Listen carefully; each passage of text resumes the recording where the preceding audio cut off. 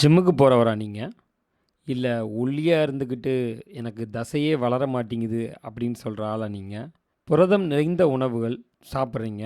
ஆனா, தசைகள் வளரல அப்படின்னு யாராவது நினைக்கிறீங்களா? அப்படின்னா, நீங்க ஒரு ரகசியத்த தவற விட்டுருக்கீங்க. புரத உணவுகள் மட்டும் இல்ல, சில பழங்களும் தசை வளர்ச்சிக்கு அற்புதமா உதவுதுன்னு நீங்க தெரிஞ்சுக்க போறீங்க.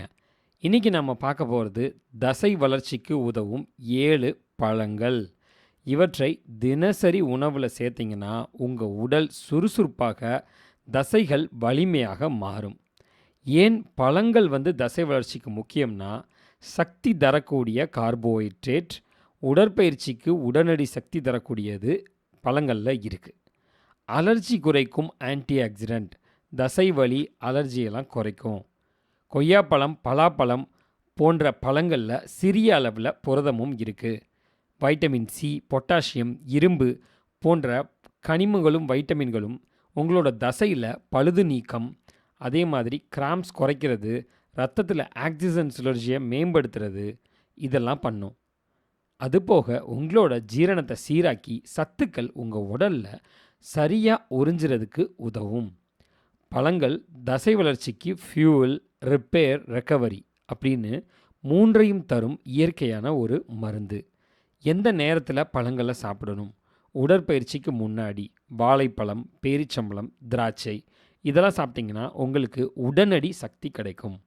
உடற்பயிற்சிக்கு பின்னாடி என்ன சாப்பிட்லான்னா, ப்ளூபெர்ரி அப்படின்னு சொல்லக்கூடிய நீல திராட்சை, செர்ரி பழங்கள், கொய்யாப்பழம் இதெல்லாம் தசையை ரிப்பேர் செய்கிறதுக்கும் ரெக்கவரி பண்ணுறதுக்கும் உதவும். தினசரி பழக்கத்தில் காலை உணவோட வாழைப்பழம் மற்றும் கொய்யாப்பழம் சேர்த்துக்கிறதும், மாலை சிற்றுண்டியில் பேரிச்சம்பழம் மற்றும் உலர் திராட்சை எடுத்துக்கிறதும் நல்லது. இரவு நேரம் எடுத்துக்கிட்டிங்கன்னா பப்பாளி, ஆரஞ்சு இதெல்லாம் எடுத்துக்கலாம். இது ஜீரணத்திற்கு உதவக்கூடியது.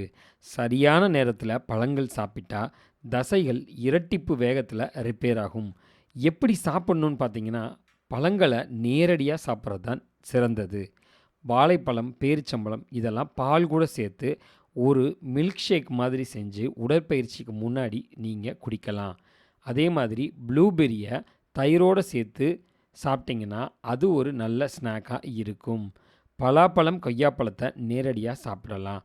பழங்களை இயற்கையாக சாப்பிடும்போது தான் அதிகமான பலன் கிடைக்கும். இப்போ நம்ம தசைகள் மிகவும் வலிமையாக இருக்கிறதுக்கு உதவக்கூடிய பழங்களை பார்க்க போகிறோம். முதல்ல வாழைப்பழம். ஜிம்முக்கு போகிறதுக்கு முன்னாடி ஒரு வாழைப்பழம் சாப்பிட்டா உடனடி சக்தி, பொட்டாசியம், அதே மாதிரி எந்த விதமான தசை பிறழ்வும் ஏற்படுறது குறையும். உடற்பயிற்சிக்கு முன்னாடியும் பின்னாடியும் வாழைப்பழம் தான் இயற்கையான சக்தி ஊட்டமாக இருக்கும். ஒரு வாழைப்பழம் சாப்பிட்டீங்கன்னா உங்கள் தசைகள் உங்களுக்கு நன்றி சொல்லும். ரெண்டாவதா பேரிச்சம்பழம். இது ஒரு சிறிய பழம், பெரிய சக்தி. பேரிச்சம்பழத்தில் அதிக கலோரி மற்றும் இயற்கையான சர்க்கரை இருக்குது. உடற்பயிற்சிக்கு பின்னாடி உடனடி சக்தி தரக்கூடியது. அதே மாதிரி இதில் ஆன்டி ஆக்சிடென்ட் இருக்கனால தசை மீளுருவாக்கம் செய்கிறதுக்கு உதவும். பேரிச்சம்பழம் சாப்பிடும்போது உங்கள் உடல் எனக்கு சக்தி கிடச்சிருச்சுப்பா அப்படின்னு சொல்லும். மூணாவதா உலர் திராட்சை. சிறிய திராட்சை, பெரிய பலன். இதில் இரும்பு சத்து இருக்குது. ரத்தத்தில் ஆக்சிஜன் சுழற்சிக்கு ரொம்பவும் நல்லது. இதில் இருக்க கார்போஹைட்ரேட் சக்தி கொடுக்கும். இதில் முக்கியமான ரகசியம், இந்த சிறிய திராட்சை பெரிய தசை உருவாக்கத்துக்கு உதவும். இதுதான் ரகசியம். நாலாவதா நீல திராட்சை.